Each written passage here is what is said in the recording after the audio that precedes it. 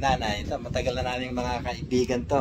Opo. Ano po pangalan mo, Nay? Si Nayday Alejandro. Matagal na kaibigan, pero tinanong yung pangalan, ano? Siyempre, for interview. Ilan taon na po kayo? 68 na po ako. 68. Ang asawa siya ni 626. Yeah. 26 ba? 27? 27 si Way, no? Ayos. Sige. Nung pumunta kayo dito, ano po yung nararamdaman nyo? Nararamdaman ko, masakit ang yung balakang ko. Lower back. Opo. Tapos yung pag lumalakad po ako, kayo ko na. Parang kuba, ano? Kuba na ako. Kaya matangkad kayo, pero maliit kayo tignan, ano? Pero ngayon, Ngayon, maganda na po. Nawala yung sakit ng balikat ko.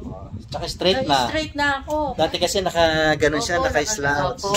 Ayan, hindi na. Maganda po ang Pati pakiramdam ko. paghihinga, no? Opo, pati paghihinga. Yung sakit sa balakang, wala na rin. Wala po. Wala na po. Salamat sa Diyos. Salamat po sa Diyos. Salamat sa Diyos. Salamat po sa Diyos.